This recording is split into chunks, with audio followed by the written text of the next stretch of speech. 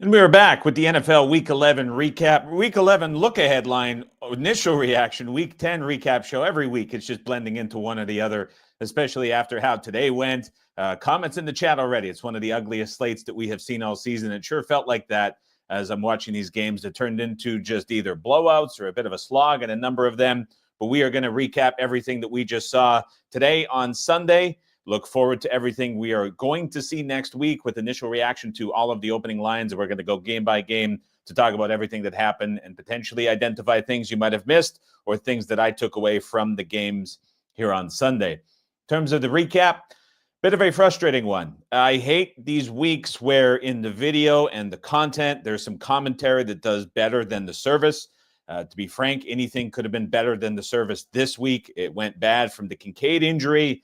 It got worse in the final couple minutes of that Colts-Bills game, and then it got even worse, believe it or not, with the Jets' complete no-show. And so I hate when the divide goes like that over the course of the week versus what happened on the service. It's a bit of an annoyance, I know, for everybody who is following along, too. So depending on where you were and where you were listening, you probably have a bit of a different view on this week. But from my perspective, was not a good week overall when the service has a losing week. That's always the big negative, and that's certainly what is going to be the case this week. Before we jump into the game-by-game stuff, I want to just point out this is November 11th for most folks who are listening to this on the podcast feed, and so I would be remiss if I didn't just acknowledge the importance of the day to many, and whether it's great-grandparents, grandparents, parents, siblings, or even yourselves watching the show, important day for everybody here in Canada, in the United States, and around the world. And so I think it's important to acknowledge everybody that has contributed in some way or has a memory of somebody contributing in a big way as well, depending when you're listening to this on the 10th or the 11th. It's important to acknowledge that on both days. So I want to get that out before we get into the games, as I think that is awfully important to do, where some sports shows tend to jump over it. Just wanted to make note of that for everybody who is watching and has that sentiment. Let's get to it with the Carolina Panthers on the road at London, or in Germany, pardon me, against the New York Giants. Take a second, refocus here on the show. Botched the intro, first couple seconds. We're going to resettle in as we get through the breakthroughs. Panthers win. 2 wins in a row for Carolina, 20-17. In many ways, I would say that the Panthers got pretty fortunate in this spot. And I think that's putting it in a fair manner. To me, this was more about what the Giants did not do rather than what the Panthers did do. And I don't think we're seeing a Panthers offensive resurgence, although coming out of the bye in 2 weeks, they should get a lot of guys back. But as I look at this one, Carolina finishes with just 5.3 yards per play in the win, a negative EPA per play, and success rate in terms of deficit in comparison to the Giants in the net. Bryce Young was 4.3% below expectation. That's the 5th worst mark of the week for any quarterback so far. The Giants missed a field goal. They turned it over at the Carolina 20 and the Carolina 9. They fumble on the first drive of overtime to set up the short game-winning field goal for the Panthers in OT. Again, this to me was more about what the Giants could not do and the mistakes they made than it was Carolina making a step forward. Now at 3 wins, win total has a little bit of life. We'll see how that plays out coming out of the bye. Schedule is certainly awfully tough down the stretch. The Giants, again, they were bet up all week. This closed 7 -20. It was one-way action all week. There was no resistance at all on the Panthers, but they end up winning and covering, which turns out to be a surprise result to many who are in the market. And so Panthers 20, Giants 17. Let's see out of the bye, did the Giants make the QB change? We'll talk about that in a couple weeks for the Panthers. I mean, if Brooks, Thielen, and Wonnum aren't back coming out of the bye, I don't know what to make of what they're doing handling the personnel, but the way they've handled it has got them 2 wins in a row. Buffalo 30, Indianapolis 20. A lot of mess to sort through in this game. It is a 30-20 scoreline. The game painfully gets over on the last 2 drives of the game as the clock expired and showed zeros. This game had a ton of yardage, but it was fueled by just mistakes on both sides. The key takeaway is that the Bills were dominant in this game, and the Colts switching to Joe Flacco very much looks like a poor decision, as his EPA per play so far through the starts that he has made, if you project it out over a full season, is going to be significantly worse than what Anthony Richardson was trending towards. And so this switch, this experiment, whatever you want to call it for the Colts, and this decision that was made very much looks like the wrong one through 2 weeks.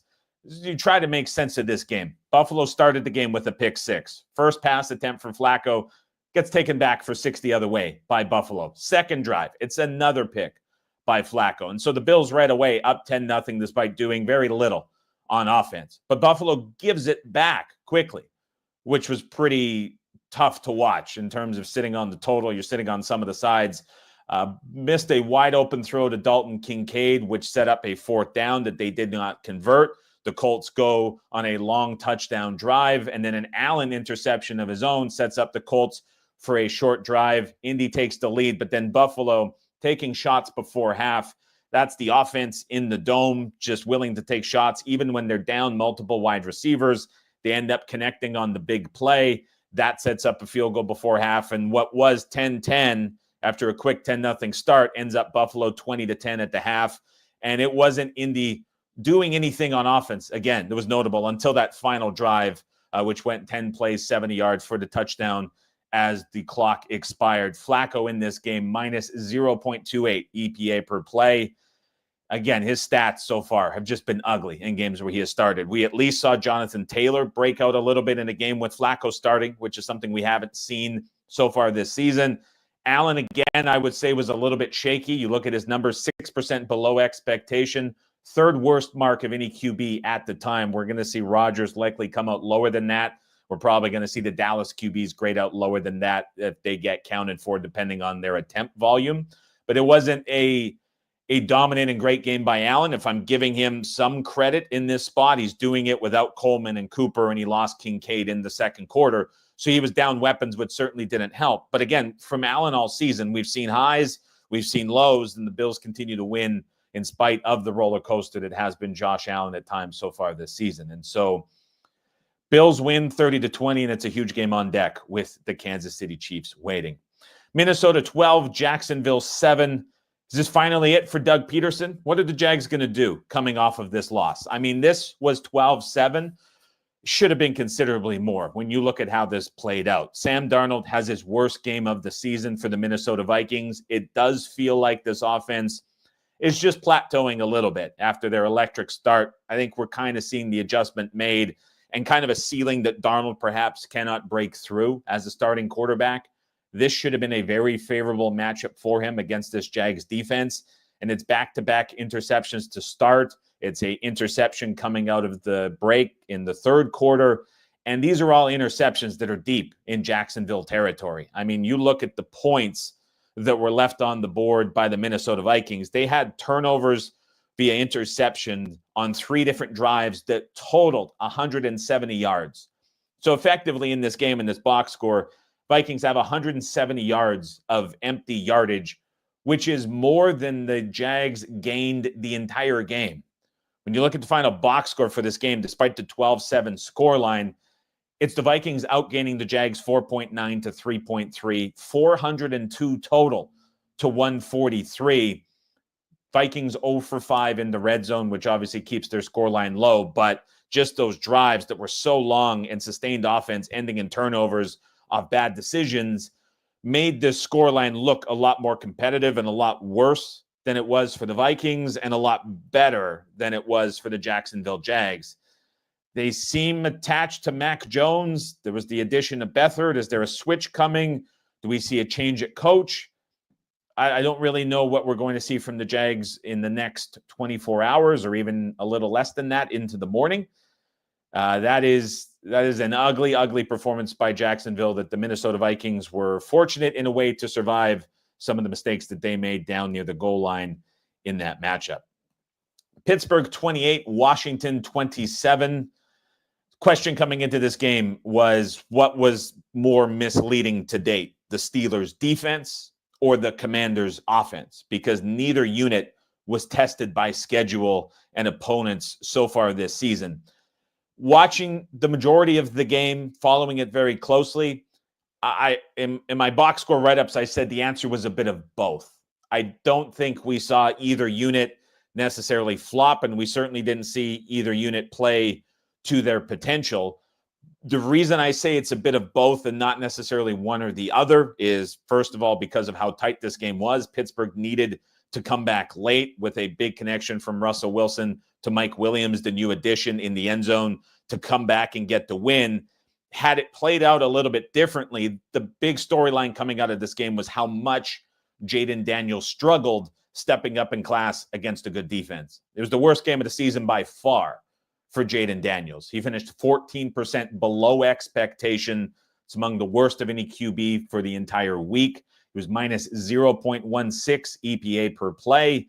Washington put up just 242 total yards and 4.1 per play. And to put that in perspective, 7 of their last 8 games were 6.1 yards per play or higher.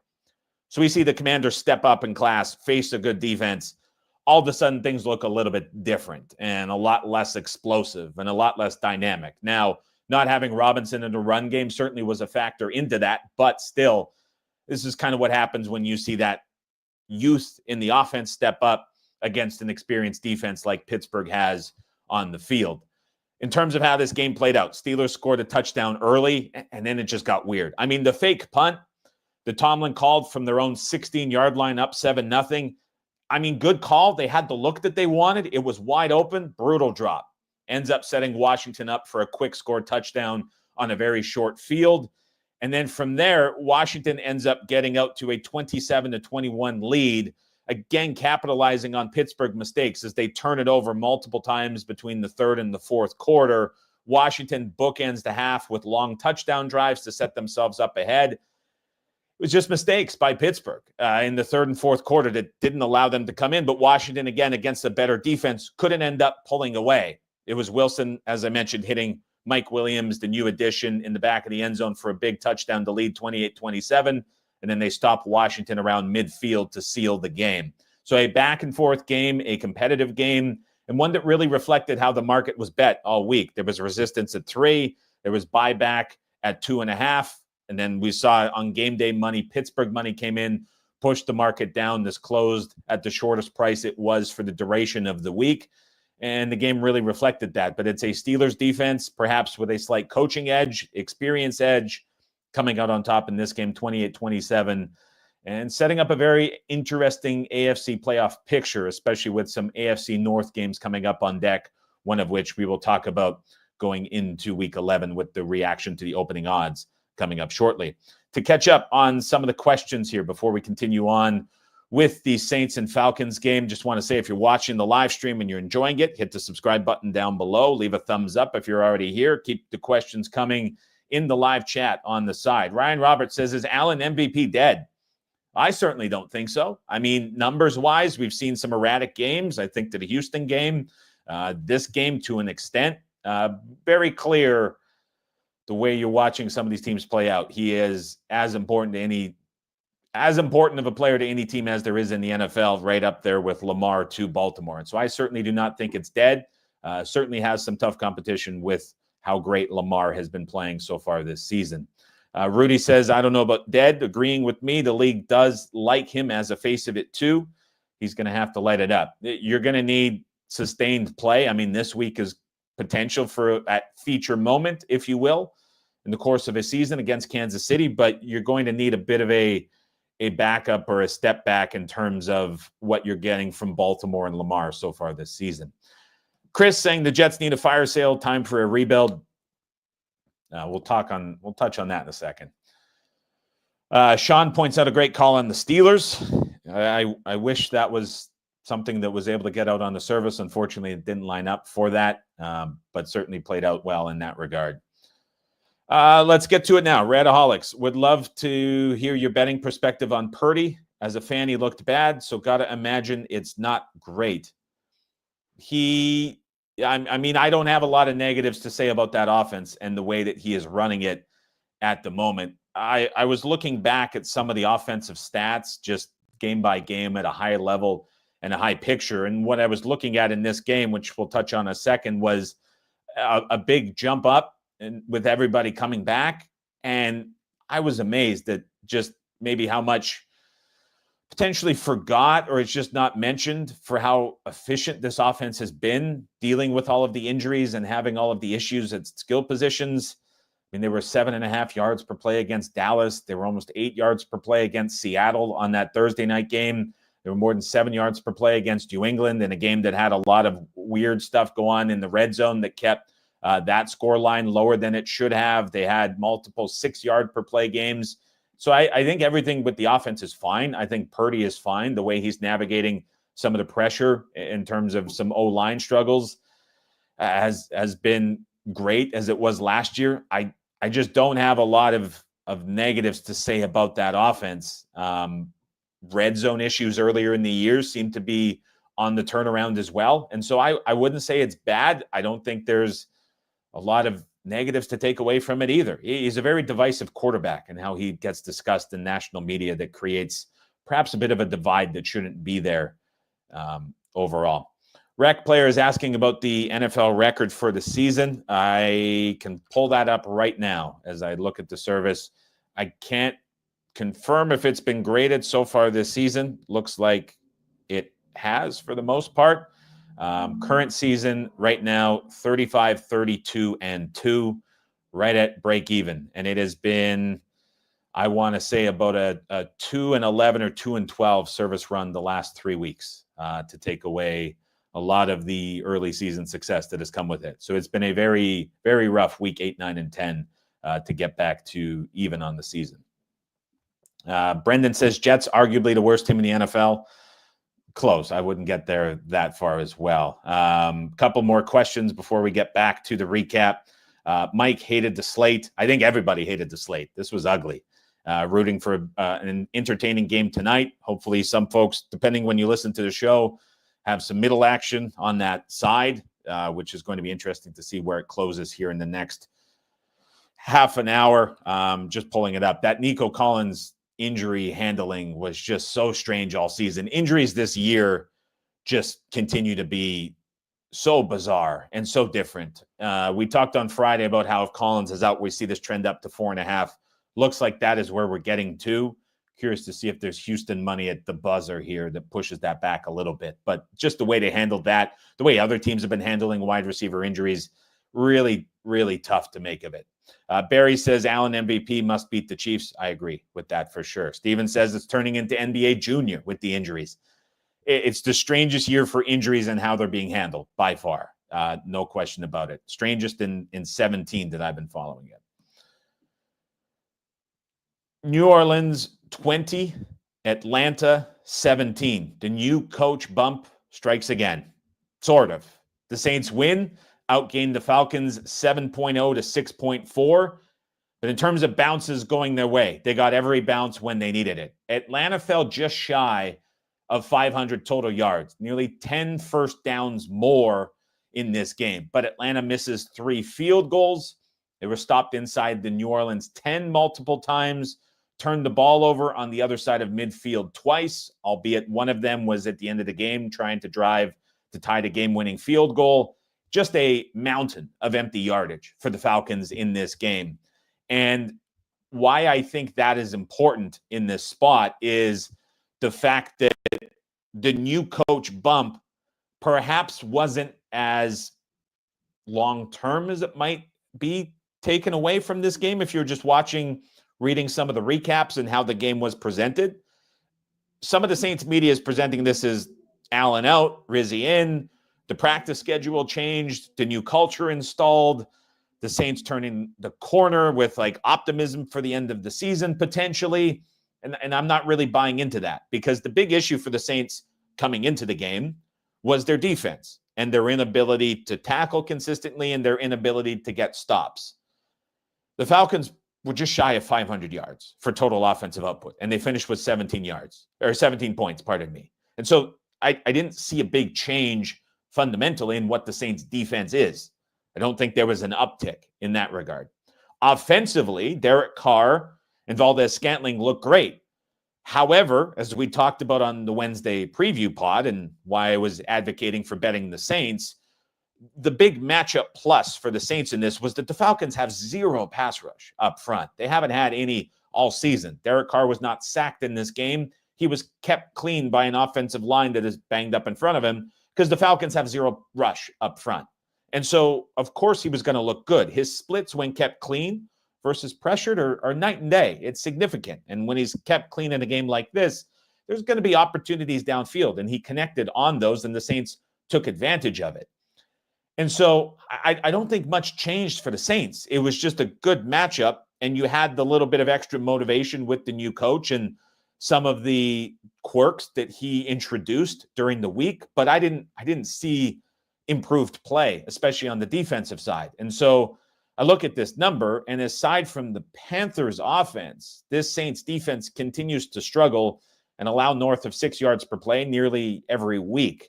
And so I'm not buying into Rizzi changing the Saints and this being like a reborn franchise going forward. It's just this 1 week where the matchup and the motivation set up quite well. I don't think we see this as a sustained level of play in the bar going forward. Kansas City 16, Denver 14. Wild game. Chiefs get the field goal block in the last second of the game to stay undefeated. 16-14 victory. Box score nearly split down the middle for this game. Advanced stats nearly split down the middle for this game. Not a big edge, if any, when you're looking at the overall net performance of both teams and the stats. It leans slightly towards Denver with a tenth of a yard edge, slight edge in EPA, slight edge in success rate, very tight. It's incredible to see what Kansas City continues to do while gaining less than 5.0 yards per play. And you think about league average for the season on offense, it's just shy of 5.5. This is now 4 games in a row for Kansas City where they fall short of 5 yards per play. They have now won 5 games this season where they are outgained in net yards per play. It is the second consecutive game being outgained overall by their opponent, and it's the third time in the last 4 games where that has happened. Denver got out to a 14-3 lead early after 2 back-to-back long touchdown drives led by Bo Nix, 70-plus yards in each. But then it was similar to the Baltimore game for the Denver offense, where offense was clicking early and then nothing beyond that. And so past the midway mark in the second quarter, when the Broncos held that 14-3 lead, they didn't score again. To me, this is what happens when this Broncos offense steps up and faces a good defense. It's a drive or two because of some of the skill players and the flash that they have producing plays. But when it comes to sustaining drives over 4 quarters, you're not getting that from Bo Nix, and you're just not getting that from the skill position group. And we're just not seeing it against top defenses or top opponents in the AFC. You're facing a Carolina or a bottom-feeding team. It shows when you're playing in that weight class against the Saints and their backup quarterbacks and that Saints defense, which we just talked about struggling a ton. Okay, it can work in that spot. It can work when the ground game is giving you a big lead and you can rely on the offensive line to make it easy for Nix.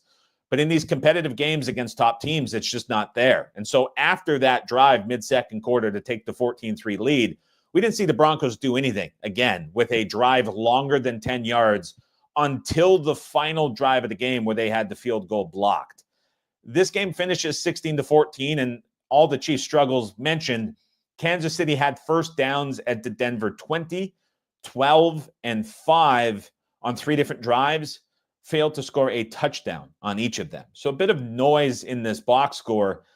A tough time taking away what really was good or bad in this game from either side. To me, Denver played like the team that I'm pretty confident I know that they are, and I think we see when they step up. And the Chiefs, as easy as it is to kind of put them in a class of team. I mean, if this was an average team that was winning games like the Chiefs are in some of these box scores and some of these performances, they would be immediately put on the fade candidate list.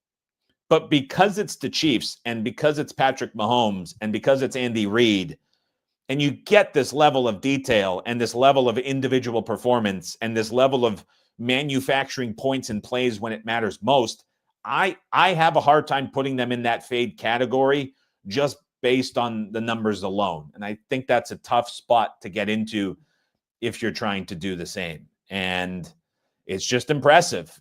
What would usually be overachievement and overperformance because it's Kansas City is impressive.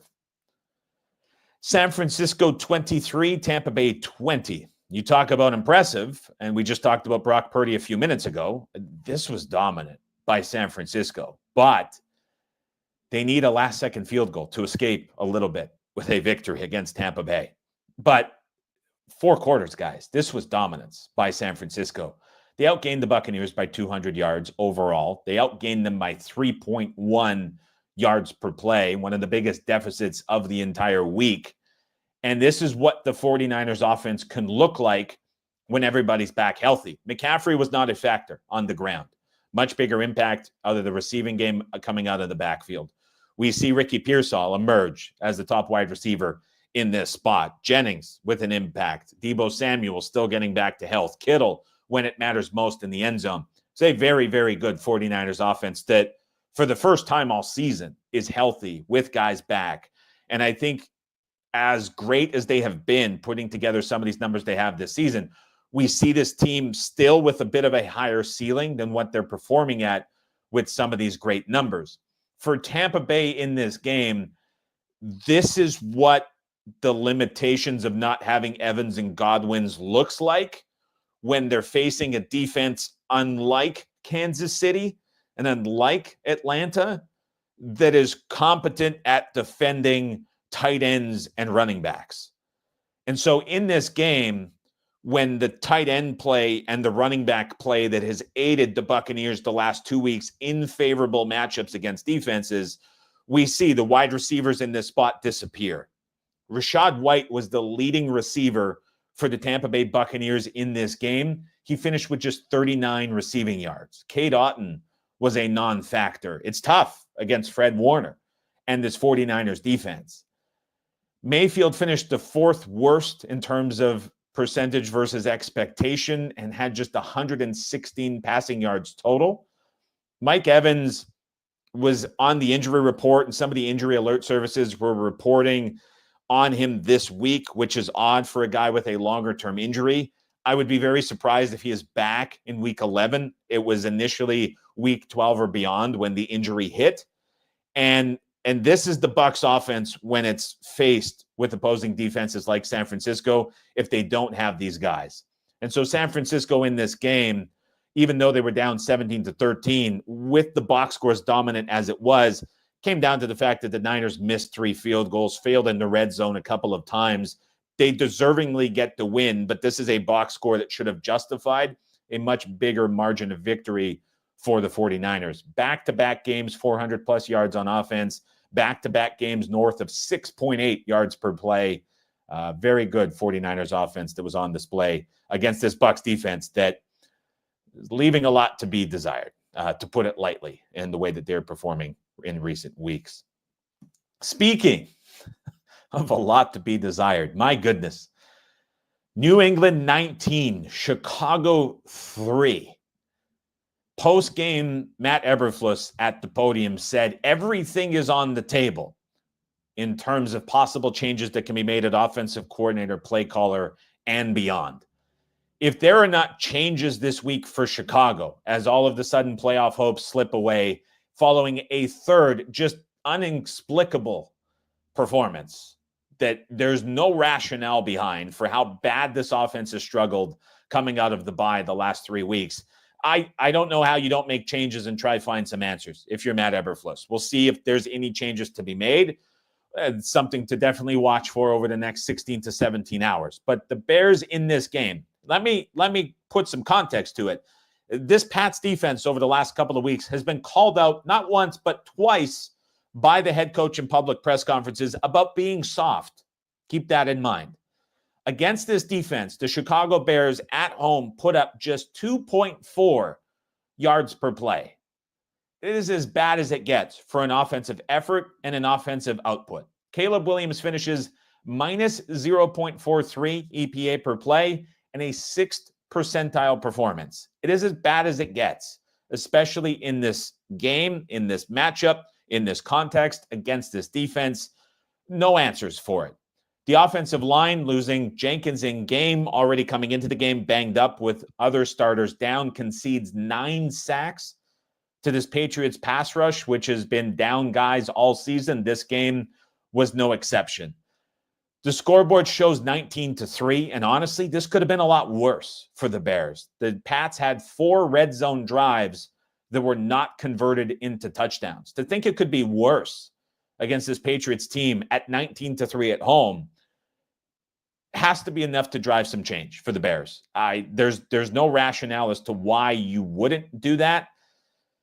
We'll wait and see what comes of it. But it is just shockingly bad for the Bears in this spot. And we talked lots about the level of quit that exists in this team and what we're seeing the last couple of weeks. We're seeing it again in this spot. And so whether or not the locker room is lost, as Moore indicated it was last week, as we heard it possibly was the week prior going into Arizona, man, this was as bad as it gets for Chicago and is absolutely rock bottom. LA Chargers 27, Titans 17 as the game in a Chargers game, the total in a Chargers game finally goes over as Will Levis gets the Titans in on a garbage time touchdown drive, lands 44, goes over. But the story for me and the takeaway from this game is we saw a much different looking Chargers offense than we have seen for the 3 games prior coming out of the bye. Out of the bye, it was Greg Roman pushing pass rate. It was Greg Roman pushing Herbert. It was Herbert pushing the ball downfield. It was receivers coming back and healthy. And it was a pass rate compared to expectation for LA that was really high. And in this matchup against Tennessee, who's been a very strong run defense all season, down multiple guys in the defensive backfield, my expectation, and a lot of others, was the Chargers were going to continue doing what they were doing and attack the secondary.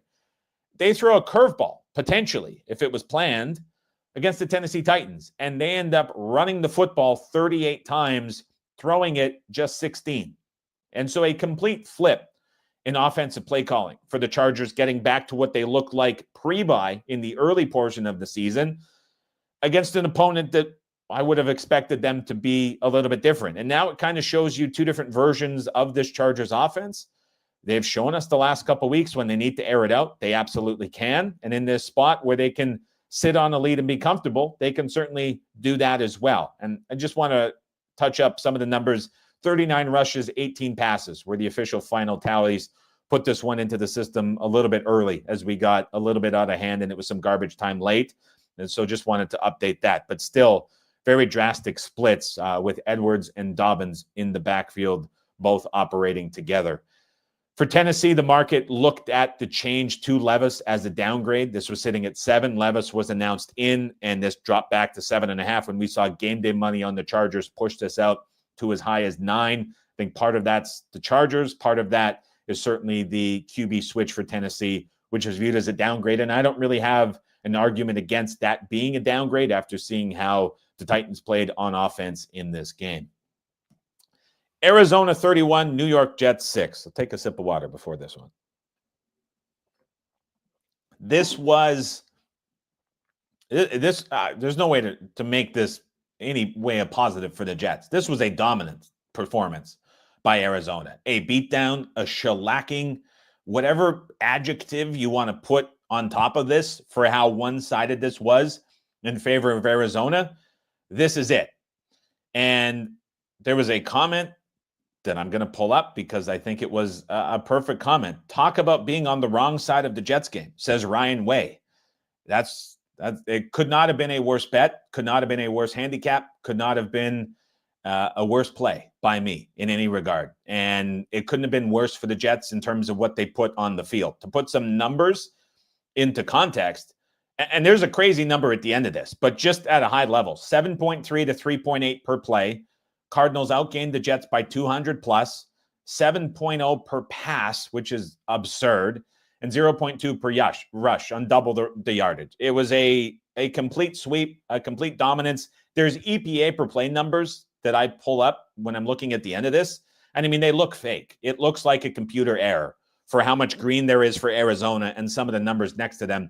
At one point early in the third quarter, Kyler Murray was producing 1 expected point every time the ball was snapped to him, and it was a passing play. I mean, it was just as good as it gets for Arizona. And to be fair, the fear in the handicap coming into the week was I could just envision the Jets defensive line getting pushed back and the Cardinals bullying them up front. And it was really that. And here's how crazy this gets. So you think about this. The Cardinals score 31 points. just put in your mind a 31-point output in a game over 4 quarters. And this is counting the first 56 minutes because Murray sat and they brought in Clayton Tune because it was so out of hand.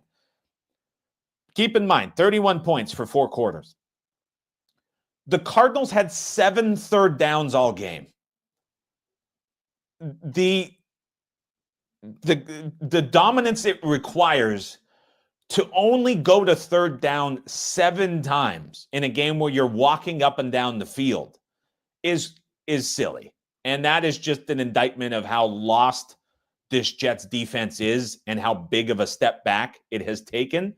Never mind that you just get embarrassed on the road in this spot, but to only force 7 third downs all game is just something you rarely, if ever, see in a game where an offense is this productive.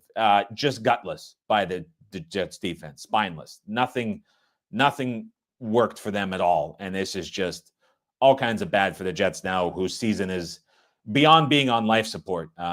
It's at life's end at this point. And again, like the Cardinals sit Murray late in the game and Clayton Tune is able to run out the game. And by the way, of those 7 third downs for the Cardinals, they converted 5 of them. And it's just hard to imagine. So if there is something that perhaps is a takeaway from the Jets and the scoreline, maybe you look at it a bit misleading, what have you. The Jets settled for field goals or turned the ball over after having first downs on the Arizona 11, 6, and 17 on 3 different drives. 2 of those were turnovers fueled by being in chase mode because the deficit was so large. Another one was early in the game where they went back-to-back field goals as Carolina went back-to-back touchdowns to set up a 14-6 lead. Jets couldn't get it in the end zone. Arizona willingly walked it into the end zone on both of those drives. And that was another contributor to the Jets unable to score a touchdown in this game. Last game up from the very lopsided slate in a lot of these games is Philadelphia 34, Dallas 6. You can almost repeat exactly what was said about the game we just talked about in terms of how one-sided this game was. It was never competitive. It was a beatdown throughout the entire game, and there's really nothing you can say positive about the Dallas Cowboys, who now go to 0-4 at home on the season. And you talk about a team that needs changes. This is certainly one of them. The Eagles outgained the Cowboys 348 to 146, similar to Jets Cardinals, 200 yards better. 5.4 yards per play to 2.6, similar to Jets Cardinals. You're looking at nearly 3 yards per play more. It's a clean sweep too. 6.0 to 1.5 per pass for the Eagles in this one, whether it was Cooper Rush, whether it was Trey Lance, who came in relief. There was no answers for the pass game from Dallas. This team is so limited in terms of skill position players. You take Dak out of the equation, there's nothing there for this Cowboys offense at all. And defensively, they can't do anything against the run. The Eagles, whether it was Barkley running for 66 yards, Hurts running for 56, Shipley adding 34 in relief, Gainwell contributed for 30. I mean, it was anybody who wanted to touch got a touch, and anybody who got a touch had success against this Cowboys defense. It's been the same thing all season long. And you look at the Cowboys season-long numbers in terms of what they've given up. Here's a game against Philadelphia where they're into the 6 yard per play range. And it's just what's become normal. They had a couple games against Detroit and San Francisco that were into the 7s. Atlanta was into the mid-5s. I mean, it's anybody getting whatever they want against the Cowboys defense any week that they want to get it. And in terms of the questions being asked on what is a more disappointing or embarrassing franchise, the Cowboys or the Jets, I think it's neck and neck at this point for how bad it's handled. Both had massive expectations. The Jets, I would say, get the edge in that conversation because at least they went out and made moves. I think the embarrassing part for the Cowboys is they had this all-in mentality going into the offseason. They moved for Zeke Elliott, and then they added Mingo from Carolina last week.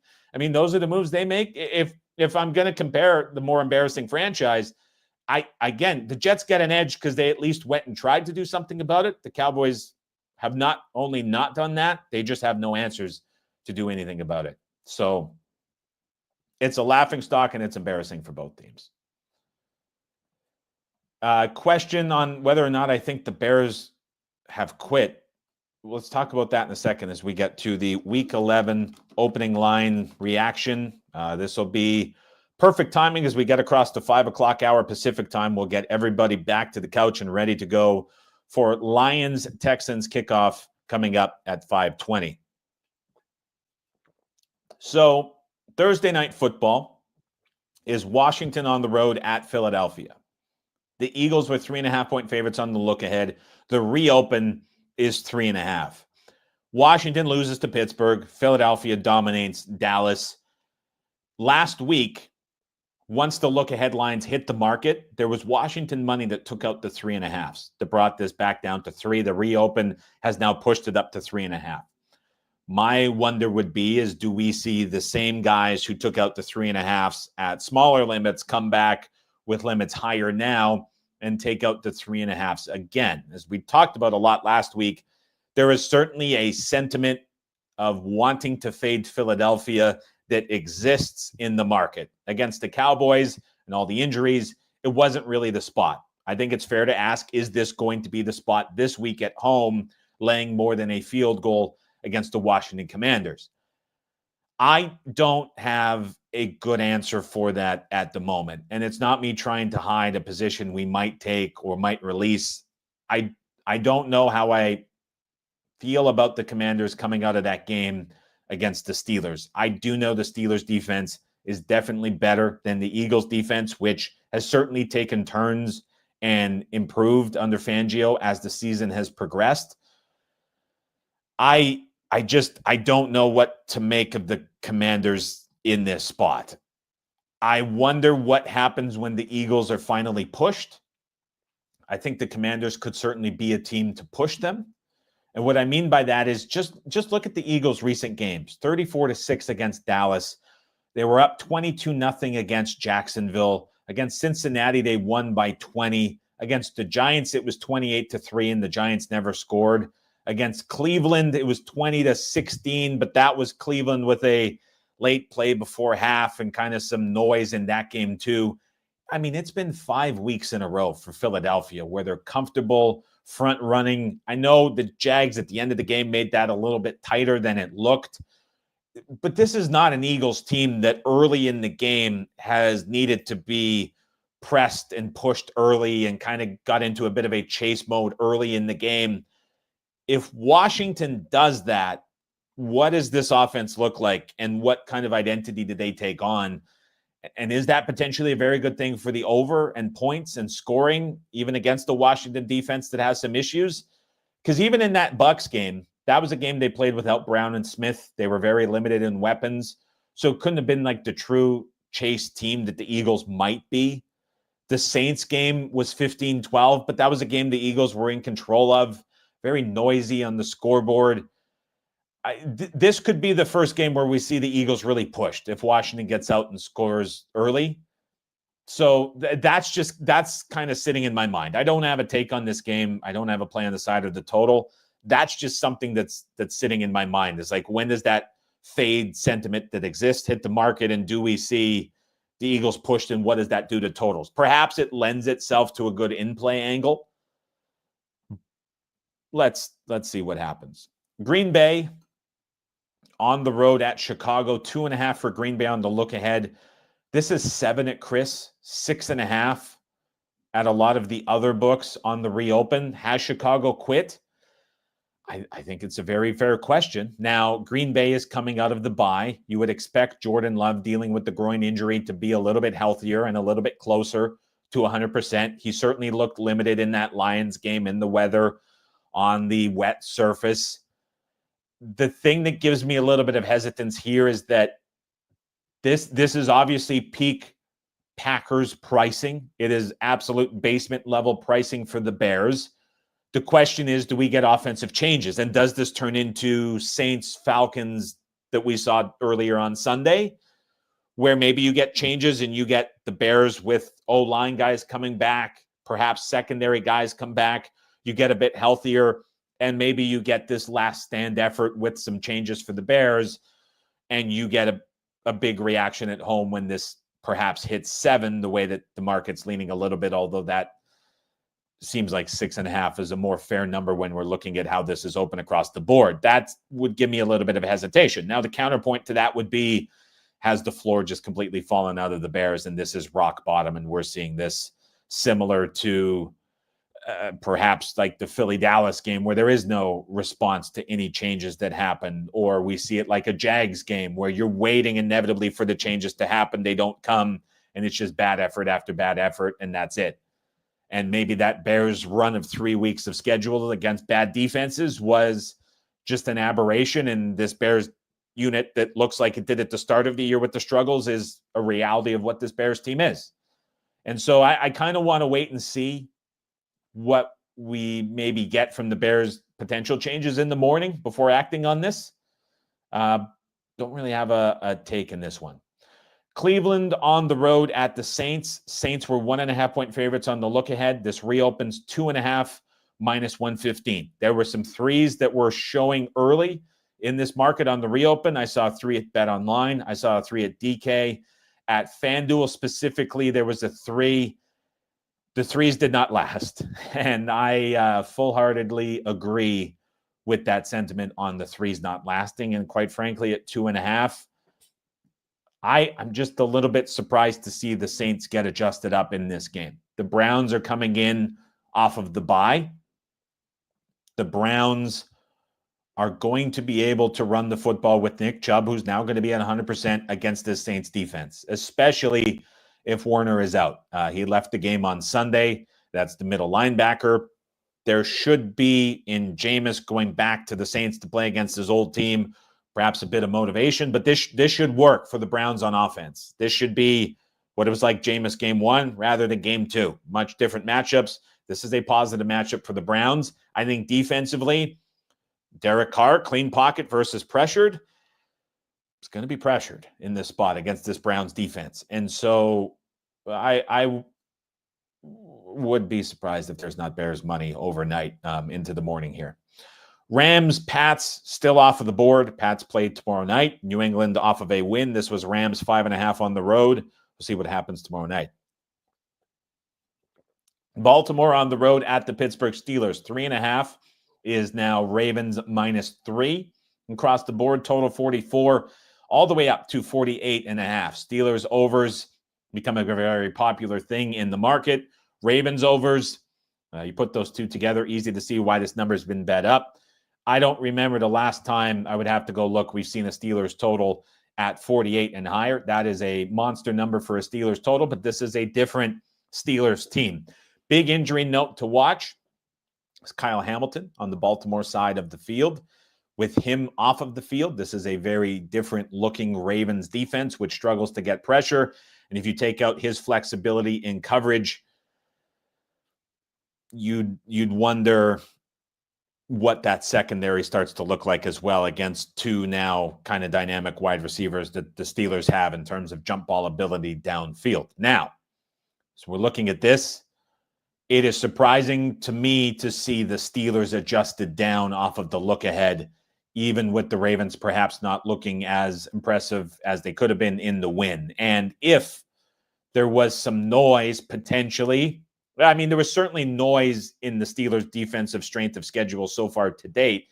But if the Commanders' offense, again, perhaps is a little bit noisy in their own right, and maybe this is a game where the Steelers' defense doesn't get the full accolades perhaps they deserve for shutting down that Washington offense. I'm not saying that's entirely true. It's a case that can be made.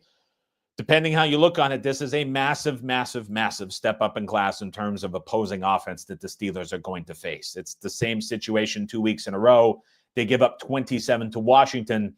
Like, what's the expectation here for Baltimore, who is putting up 7.0 yards per play nearly at will every single week that we're seeing against opponents? So bit of exaggeration there in the 7.0 yards per play. Not much, but a little bit. And so I think there's a pretty high expectation here for the Ravens offense. I'm curious to see if the Steelers get bet at 3. Let's see.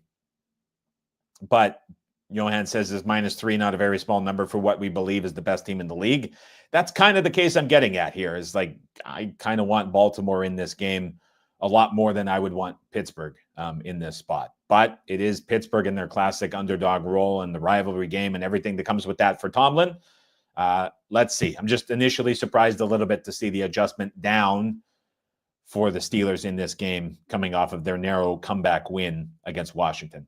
Vegas, Miami off of the board. Miami plays tomorrow night. Las Vegas introducing a brand new offensive coaching staff in this game with Turner.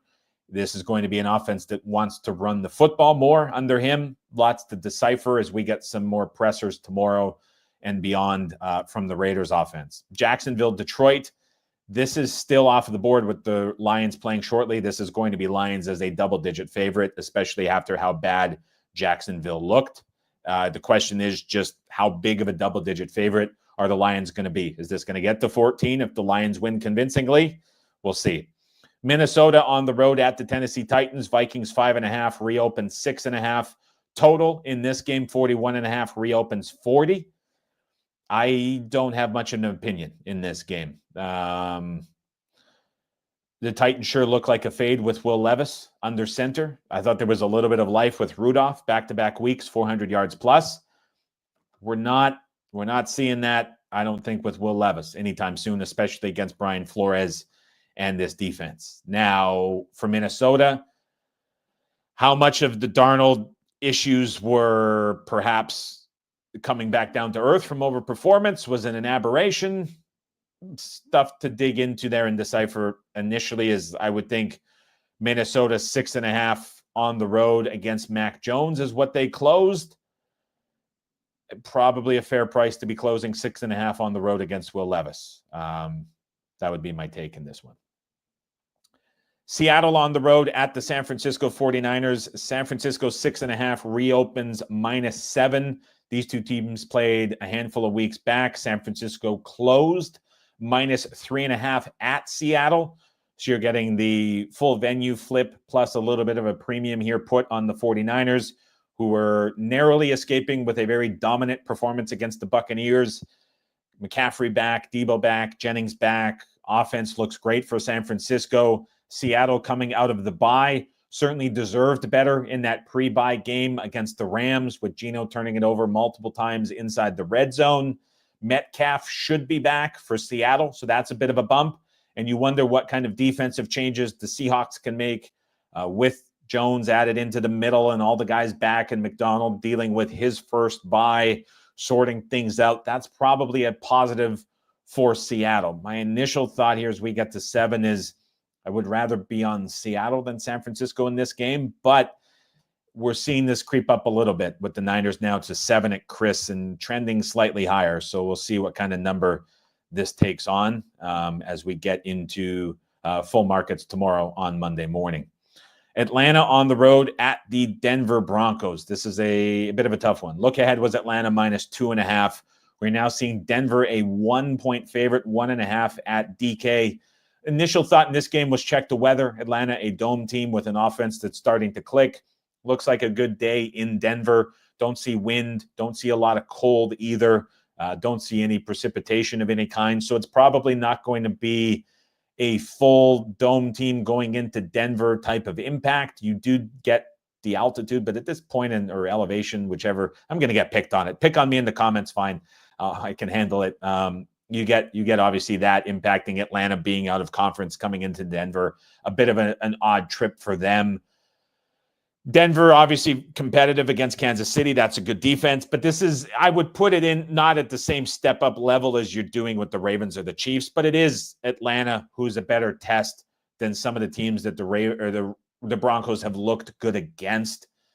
This is a spot where Kirk Cousins is going to be under pressure in the pocket, but Bo Nix is going to be kept clean as Atlanta just not generating pressure at home on the faster surface. They're not doing that at Mile High against this Broncos offensive line. So I would think that the Broncos offense operates pretty comfortably with Nix in the pocket. I don't think you see a lot of explosive downfield plays. It just seems like a spot where they should be able to run what they want to. I would say it's, kind of telling that we've seen the Broncos get bet so far early, and this is the flip. But I don't know. I don't have a strong take in this one either. Kansas City, Buffalo in Buffalo. Bills getting all of the early money. This was -1. We're now out to 2.5 at Pinnacle. We're out to 2 at Bet Online. This is priced right. Like, I'm not really saying anybody can strongly advocate that this number is way off. If you're betting the Chiefs, you're betting into the inevitability of Patrick Mahomes and this offense manufacturing points and this defense stepping up in big games. If you're betting on the Bills, you have a lot of numbers to look at and point at as to why the Bills are a better team and more deserving and why the Chiefs are overperforming. I think it's a tough leap to get to either argument being true and being strong enough to lean on. This is going to be a massive Josh Allen game. His legs are going to be in play like they haven't in any game so far this season. That's going to be an asset and a weapon that he can execute against this Chiefs defense. And so we're going to see prop markets adjust. We're going to see him contribute in a big way. Big question for me is what happens with Coleman? What happens with Cooper? If Coleman and Cooper do not play in this game, and Kincaid, who left the game with a knee injury, tried to come back and couldn't do it, if those three guys are down, the Bills' offensive weapons are just as limited as the Chiefs' offensive weapons. And it becomes, to me, a very coin flip game where you're giving the Bills some home field, sure, and that's where we're at. There's an element of Kansas City just figuring it out against Buffalo, as right on time, Mike says in the comments. That's a real thing. As much as we want to try sound sharp and get around it, it's a real thing. You just have to acknowledge. Now, the injuries in this game matter. I would expect Cooper to have the best chance of Kincaid or Coleman to play in this game, but it's certainly something to watch. Again, it's a coin flip game. Both teams, I think you rate them very close to equal, and you're giving the Bills, if you're looking at the numbers, a slight bump plus home field advantage. This feels very similar to the San Francisco spot earlier in the season, price-wise, and how it was bet early in the market. I can't really say too much either way. Cincinnati on the road at the LA Chargers. This is LA adjusted up to a 2-point favorite. This is a total from 43, adjusted up to 46. And we have seen early over money come in. As we've been talking about, the Chargers are playing a lot more like an over than they are an under. Cincinnati is getting everyone over the total every single week, it seems. I like the Bengals in this game. This is the best quarterback the Chargers have faced since Patrick Mahomes. Levis, Jameis, Rattler, Murray, Nix, the last handful of weeks for the Chargers defense. This is adjusted up for LA. This is season on the line for Cincinnati, an all-in game from them. They should have a chance at getting T. Higgins back. You're not giving the Chargers a big home field edge ever. And so this game is priced a lot closer to what it would be on a neutral than it is what it would be in a traditional home game. If Higgins is back, I would expect the Bengals to take money. I mean, it makes all the sense in the world. This over is getting bet up from 45 into 46. I like the Bengals here getting points. Indy on the road at the Jets. This was Jets 3.5. This is now Jets a soft 3 plus 105 at Pinnacle as the Colts take on money.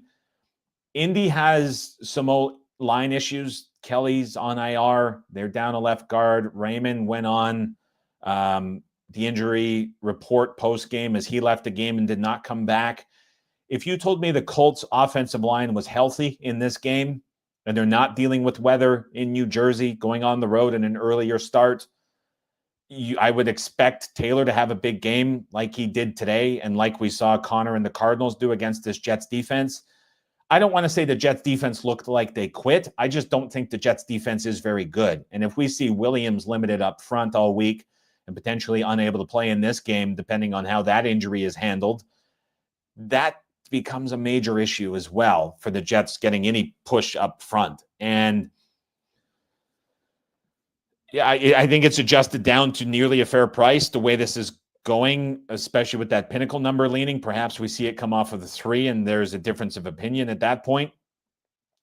Just don't really have a strong take in this one and don't have much of a strong take in Houston, Dallas, because that one's still off of the board on Monday Night Football. So there's a couple sides to me that stand out. Certainly, we have to see what these numbers look like at full markets tomorrow and what might be acted upon. But initially, certainly a couple sides stand out.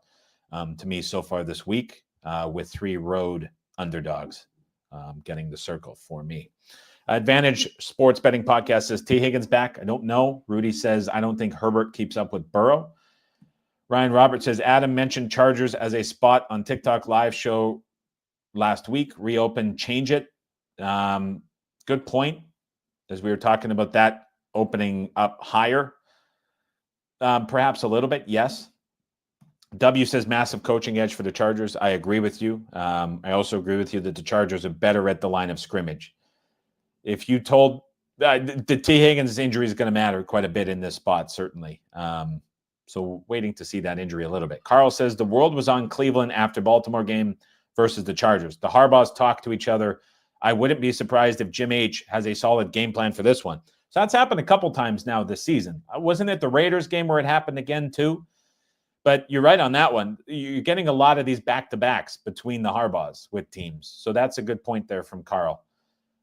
Yeah, fun Sunday night football game. Initially, though, I kind of am intrigued by the Bengals in the spot and how that looks. But we'll see what happens with the market reopen tomorrow.